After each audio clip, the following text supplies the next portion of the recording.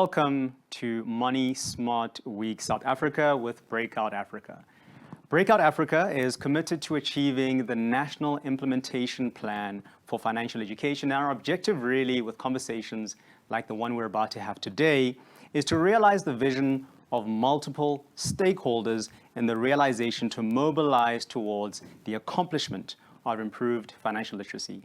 And as a result, as Breakout Africa, we are enthusiastic about participating in this year's Money Smart Week South Africa Financial Literacy Series. My name is Mabeta Cedric Bila, and I'll be facilitating this conversation together with some esteemed guests, which I'll introduce in a moment.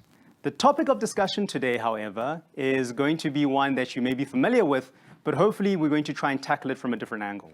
So how do you find this balance between managing money and enjoying it when you come from a background of poverty? Firstly, I would like to introduce my first panelist, Palesa Kholwe. She's a certified financial planner and co-founder of Imvelo Wealth. Palesa, welcome. Good day, Cedric. My second panelist for today is Des Tswaile, and he's a personal financial architect and co-founder of Emphasis Wealth Advisory. Des, good day to you. Good day to you, Sid. Thank you for having us. Sure thing. So we're going to get started with this topic, which is one that I'm sure both of you have a lot of experience talking about. But I think I would like us to start this topic with one question. If someone who's listening to this conversation is thinking about their financial future, with this backdrop of where we come from as a country and as a nation, the majority of people who are starting to build their wealth up, especially those that come from disadvantaged or previously disadvantaged backgrounds, what are the main focus areas to consider when building one's financial future from the ground up? Palesa, I would like to start with you. As a certified financial planner, how would you tackle this? And what are some of the things that you would discuss in answering this question around the main focus areas to consider when building one's financial future from the ground up? Thank you for that question, Cedric. I think the important thing when it comes to financial management in general, not just financial literacy, is that you always have to start with the basics. And basics are simple to start with. You shouldn't have to complicate the process at all. And basics are basically just to make sure that you have an emergency fund, you've set your goals, you are saving at least every month, and you know what is likely to be the risk in case something happens, something like a death, a disability, a critical illness. You have some basic covers in place to make sure that you take care of those things. I know that this is difficult because for many South Africans, how do you even start thinking about worrying about death when you haven't even started thinking about right now, eating? And I think that is something that we will tap into later as we are discussing this topic further.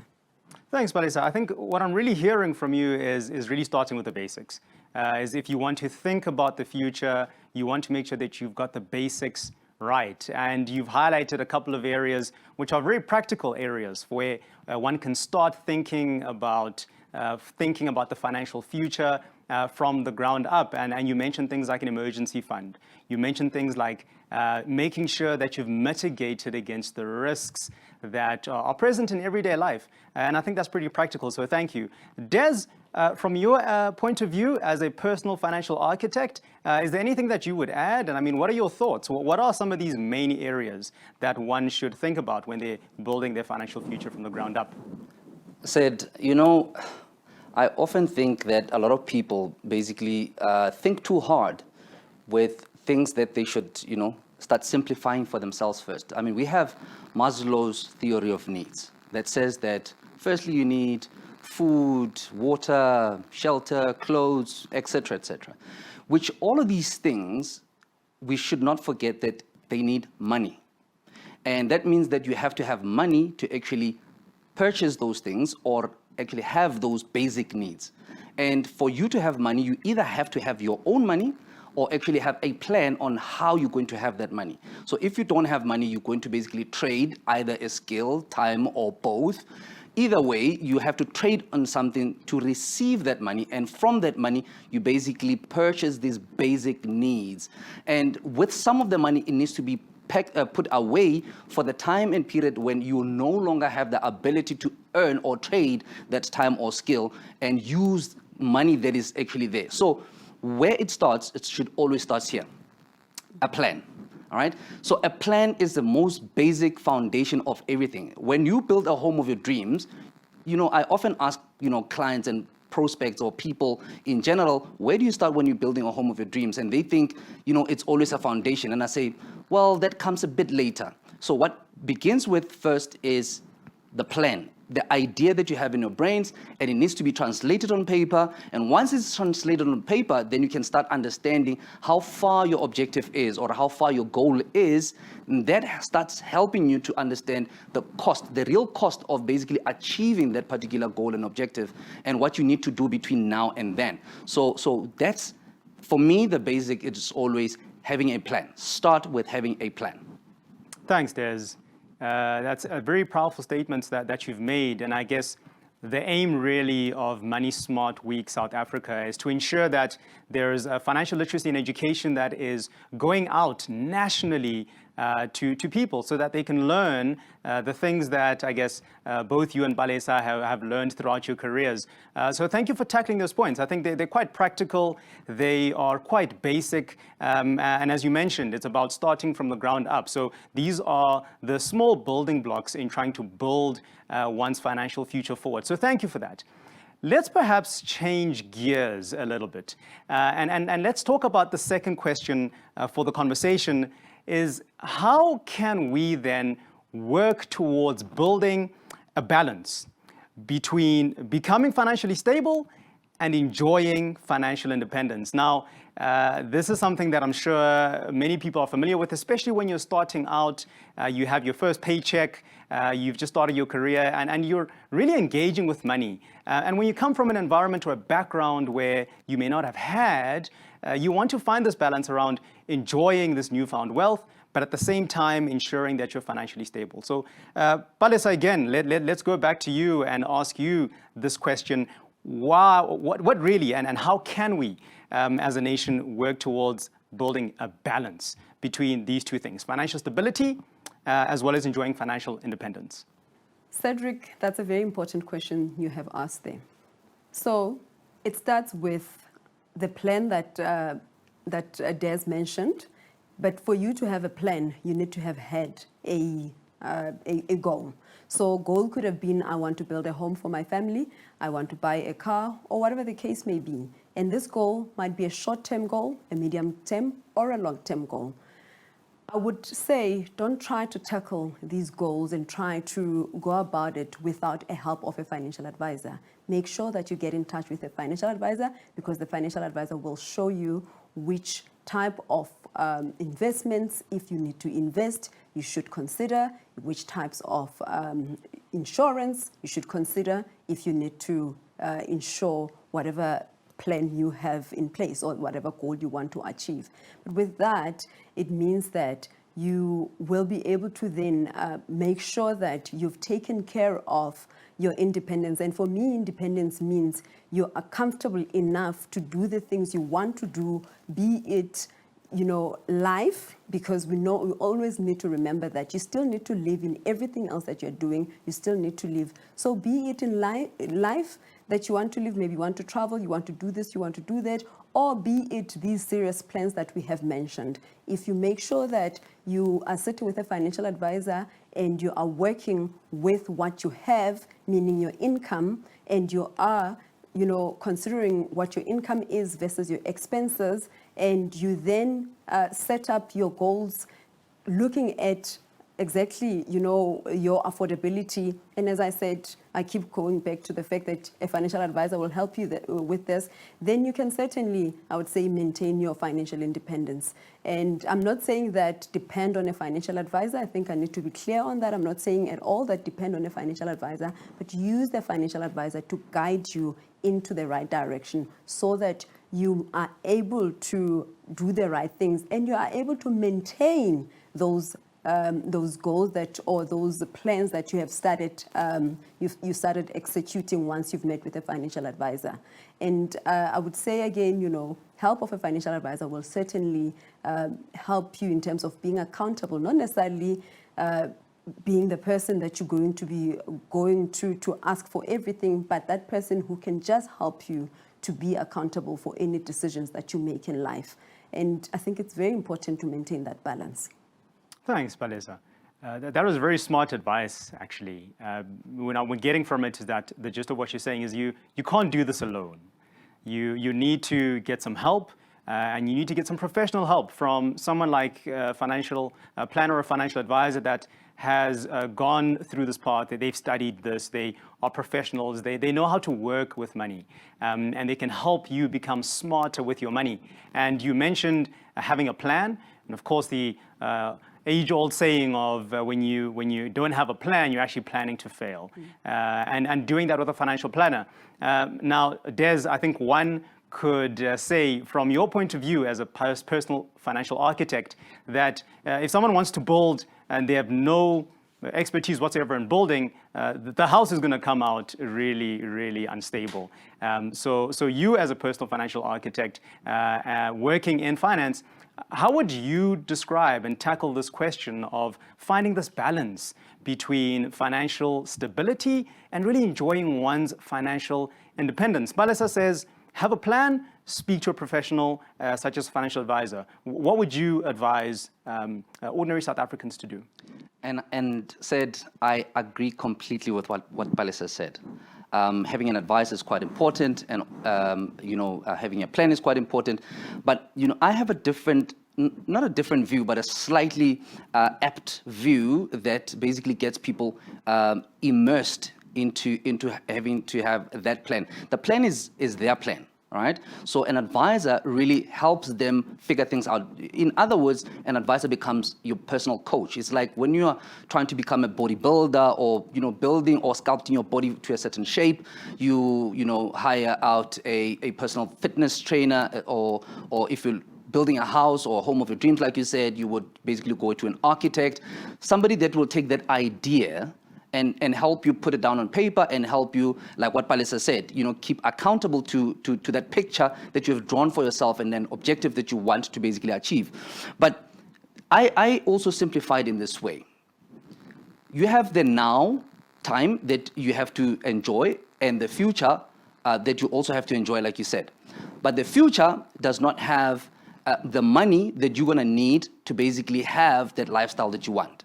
And, in most cases, I think on average, people are looking at about 25 to 30 years of living post the time that they can basically sell their skill or time, which the time usually that they have to sell their skill and time, in generic terms, it is between 35 and 40 years. That is actually looking at a person that is starting to work at age 25 and retiring at age 65, meaning that, during that period, you have the opportunity to build a pot which you are going to live off from the age of 65 going forward, because during now 25 and 65 you have this ability that you're relying on to basically trade with your skill on time for money to basically have the income that you live.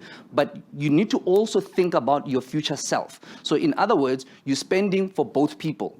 You're spending for your future self and you're spending for yourself at the same time. But your future self, it is because you know that the future self won't have the income that you're currently having now, or the ability to earn the same income that you're currently having now. And that is where it starts. I mean, if you have that clear in your mind, that you have to have a balance between the two, it becomes far more easier to then have this conversation with a financial planner or a financial advisor, and understanding why there needs to always be a balance of having to share your own pot, your current today pot, with your future pot that you're going to have to live off from in the future. And I'm telling you, it takes that period to actually build something sustainable to give you another 25 to 30 years worth of money and still have something left behind for a legacy, if a legacy it becomes an important thing in your planning. I think that, again, that is really smart advice. That's what Money Smart Week South Africa is all about. And Des, you put it so clearly to us, it's about really taking care of two people. It's about taking care of the person you are today, and that's where enjoying that financial independence comes in. But it's also about planning and taking care of the person tomorrow. You don't know who that person necessarily is. It's yourself, but you have to plan for that person. What is that person going to spend? How are they going to spend their financial independence when the time comes at that age? So thanks, Des. That's a really practical way of thinking about it. Let's build more on this conversation by really speaking more categorically about people that come from lack and people that come from previously disadvantaged conditions. Balesa, if you were to sit down with someone and they asked you this question around the effective starting points in undoing the financial damage that has been caused by lack or a previously disadvantaged background, and we are familiar with this in that the public schooling system may not necessarily teach financial literacy as a subject. Many of us have had to make the mistakes and learn pretty much on the job. But when you're talking to someone and they say to you, I want to start undoing the financial damage that's been caused by not having, that's been caused by a lack, that's been caused by being previously disadvantaged. What are some of these starting points that you would advise this person to work on first? Wow, Cedric, that's a very, very serious issue that we have here in South Africa, because many South Africans fall into that category where we come from previously disadvantaged backgrounds. We didn't have much. We actually, the only thing that we were looking forward to really was to just make sure that we've eaten and nothing else, and that we just went to school. Anything else was just going to be a bonus. And now suddenly you find yourself in a position where you can have. But at the same time, you have this background where, yes, you can have, but your family might not have, right? And you need to bring them along into your journey, because you don't want to find yourself in a situation where you have and your family doesn't, and you now have to constantly help them, or you just look like, the king in a jungle, and you are the only one who's got or who's holding this big pot. You don't want to be in that situation. You want a comfortable position where everyone is able to look after themselves, but also everyone is able to build a legacy, because that's ultimately what we want. We want to have our children in a position where they don't have to start from scratch. Because if we don't undo the damage now, then our children will have to go through the same thing that we've gone through.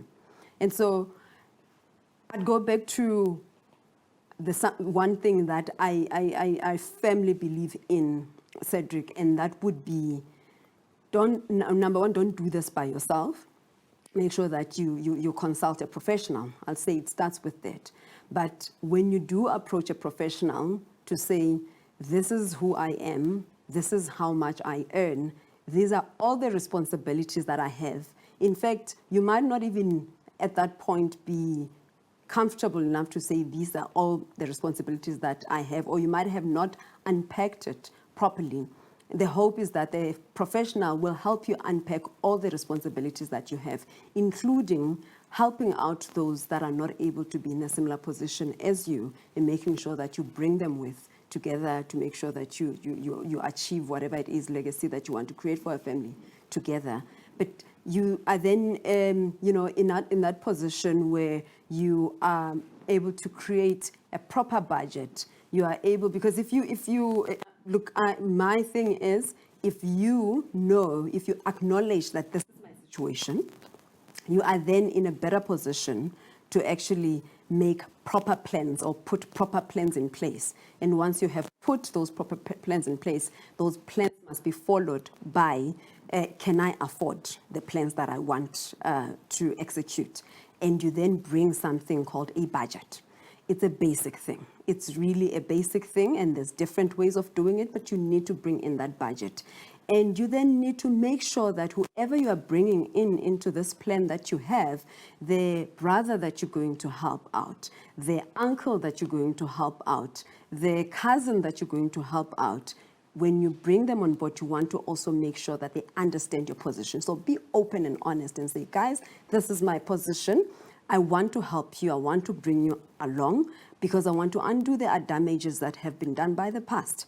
So you also need to be accountable at some point. If you don't want and you don't think that this is ideal for you, then don't even, bother. Let's just leave it. But if both you and I have the same vision and want to achieve the same thing, then we can certainly go for it and try and achieve it together. So make them accountable. Write agreements in place. I mean, companies work with, writing agreements in place. You can't just go and work for a company without having a contract. So have a contract, even if it's a family member.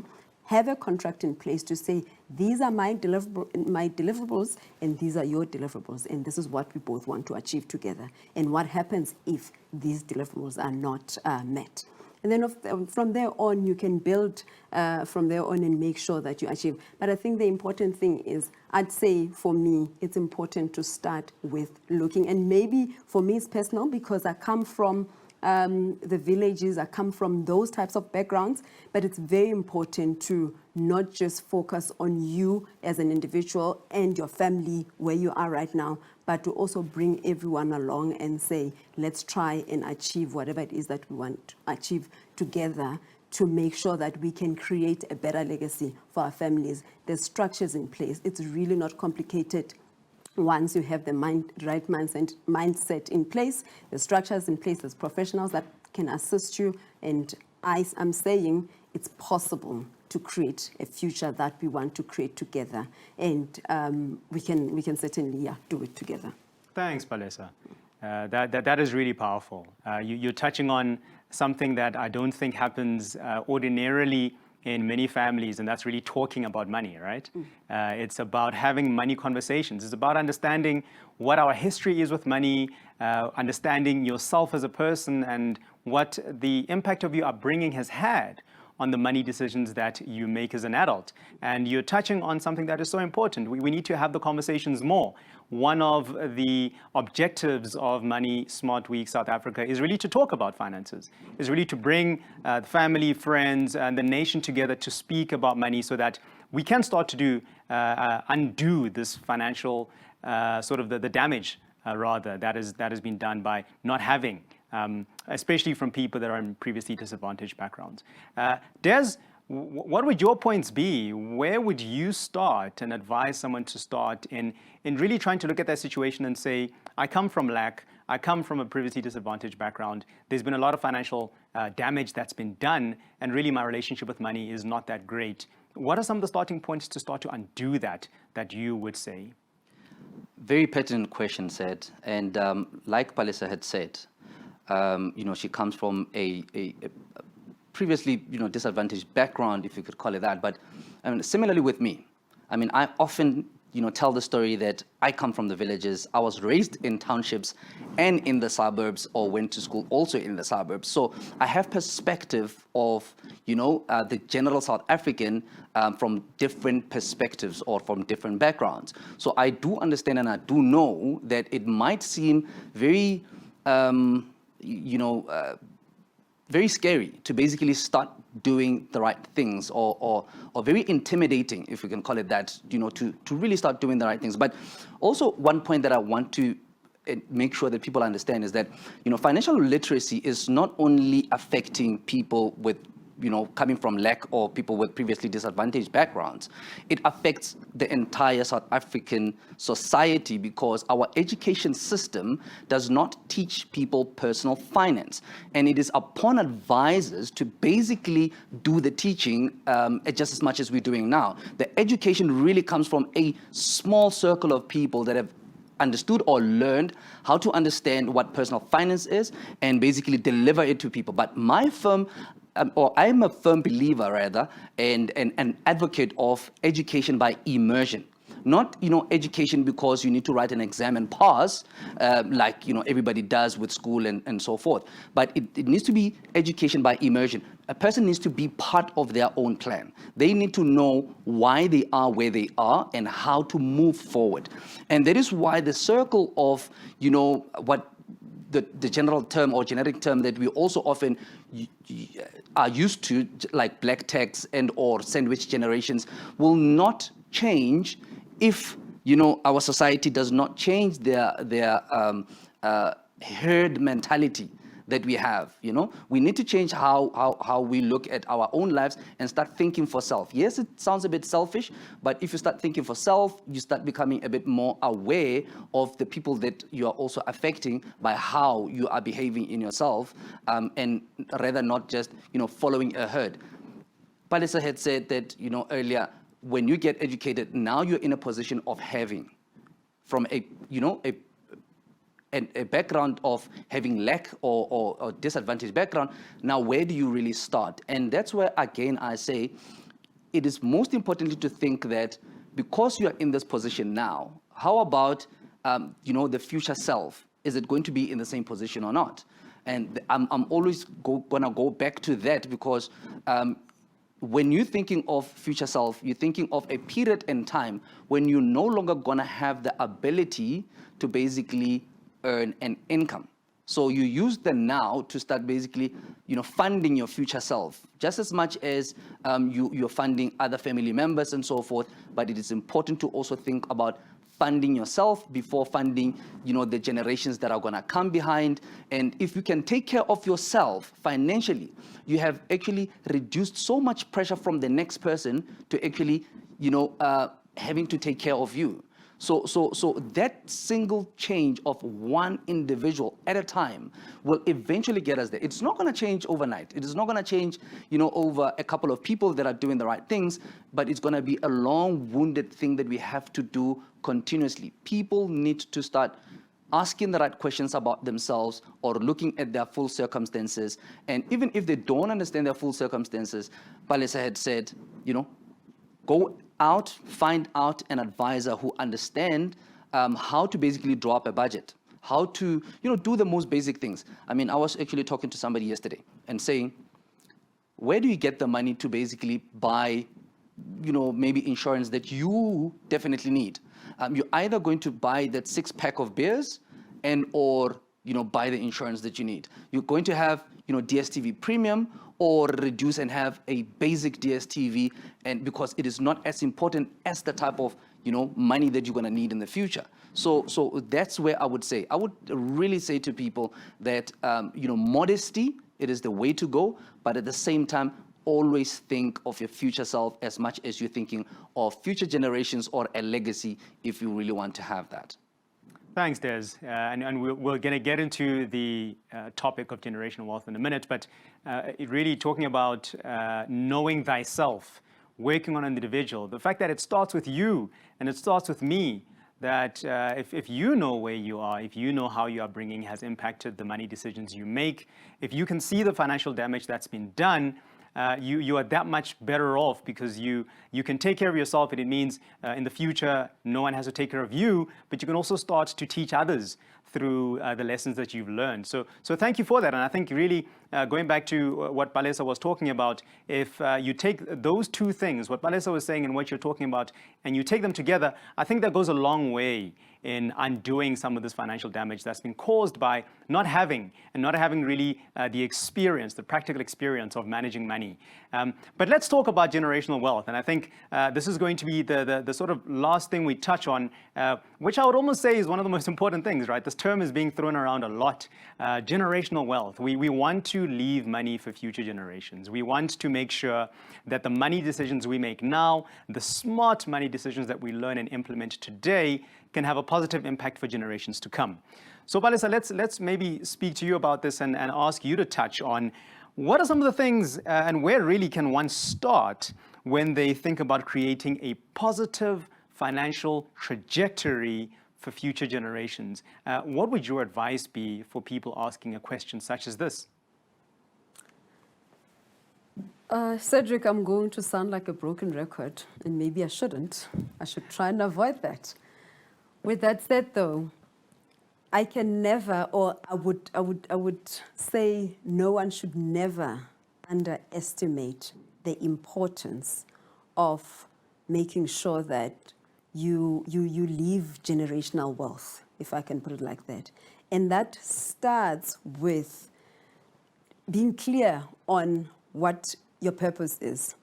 And that starts with making sure that your family understands why you are doing some of the things that you are doing, or why, you are purchasing some of the things you are purchasing, and, living your life the way you are living. And I take it back to living a modest life.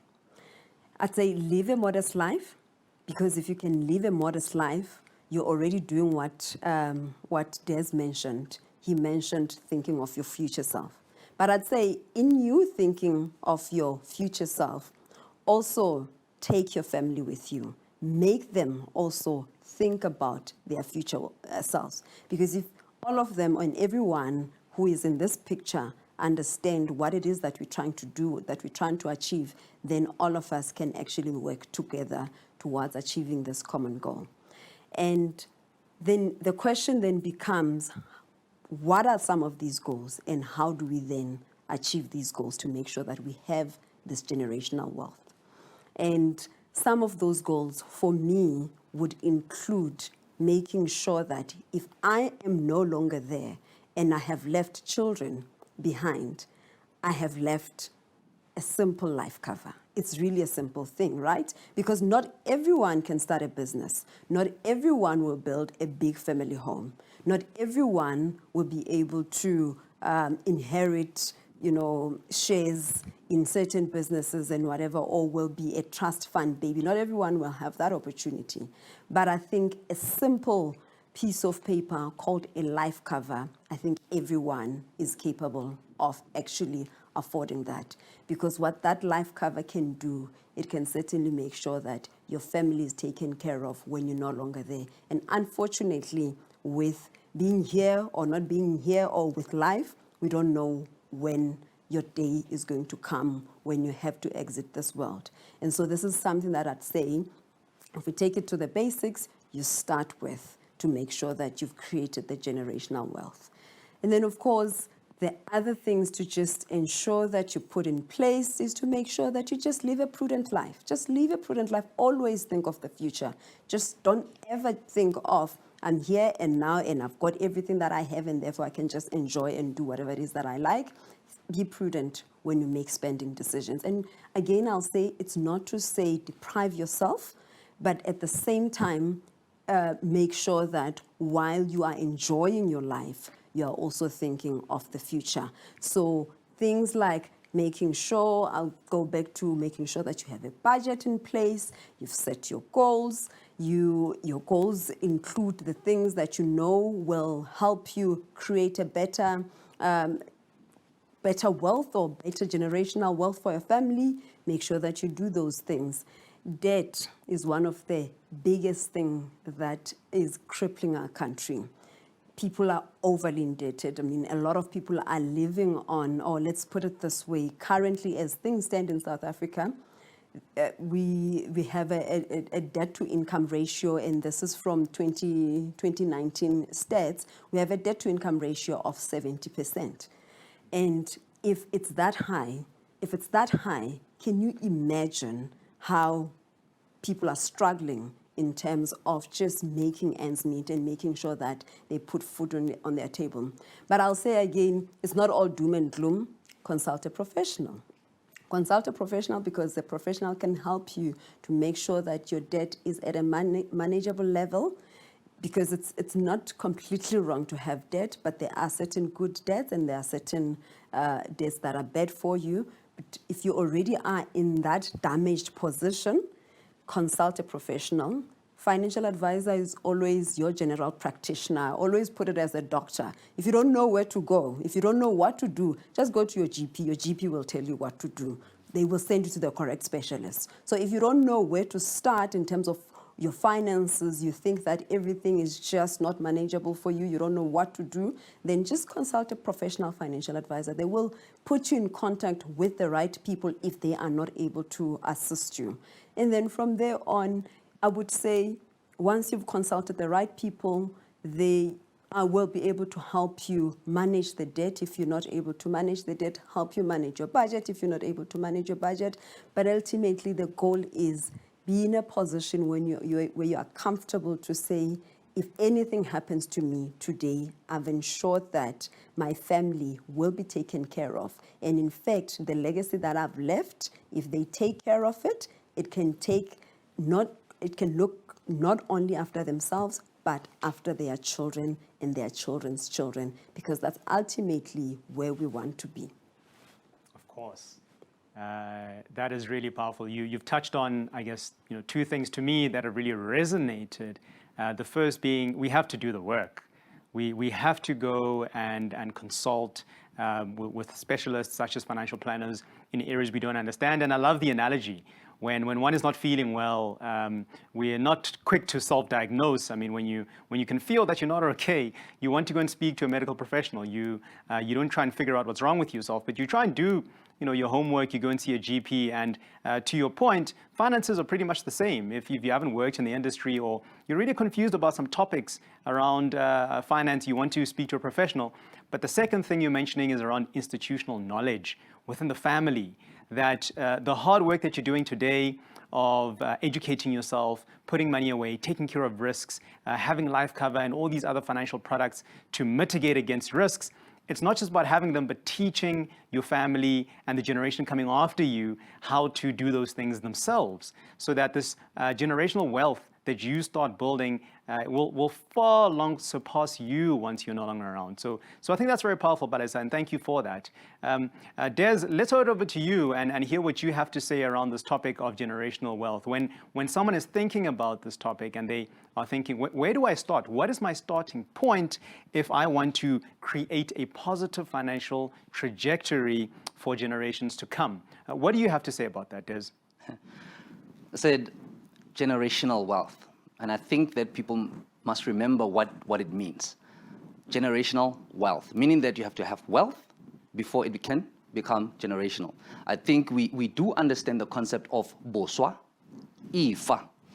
And if you just take it down to those very same basics, you understand that generational wealth and boswa is the same thing. And by boswa, I'm not talking about, a suit that I've just, was handed down from my old uncle or from my old grandfather that passed on and stuff. But I'm talking about real wealth that can be used in my current lifestyle to improve my lifestyle and improve the lifestyle of those that are coming behind. And I'm using the word lifestyle because remember, the type of life that you're leading today, it's a lifestyle. And the future life that you're going to have, it is still also a lifestyle, but it's funded by something. And like I said, you need money to fund that particular lifestyle, and you need money to fund that future lifestyle. So one, ensure that your future lifestyle is going to be funded by your own money. That is why I emphasize on the fact that you need to build a pot that is going to fund that future lifestyle. That's the first thing, because if you can take care of yourself first, then you can take care of other people. In the same way that if you have a family and it is dependent on your income, basically you are funding their lifestyle. So again, between now and that future date, you are funding the current lifestyle with your ability to earn that particular income that you're earning. So if that income is taken away from you, then how is that lifestyle going to be sustained? In the very same way that if you pass away and you have this family that is dependent on you and your income to give them that lifestyle, how do you replace that that income that is lost? And that is where insurance becomes very important. Insurance, by the way, in its simplest form, it is not to enrich those that are left behind or yourself through a life event, but it's to put you in the very same position that you would have ordinarily been before that life event happens. So in other words, you're basically trading your risk to an insurer for a premium. In other words, they will give you the same income or lifestyle that you would have had, provided that you give them the premium upfront. So in case that something happens. So in other words, you're making sure that generational wealth is sustained through ensuring that the lifestyle is sustained during now and in the future when you're no longer there. That's the second thing. And lastly, I mean, as much as you have to build your wealth until a period where you are now enjoying and managing your wealth and no longer have to trade your time and skill, between now and then, you're dependent on this ability. Let's say this ability is taken away, or you're no longer there, or you don't get to enjoy all of this hard work that you're building.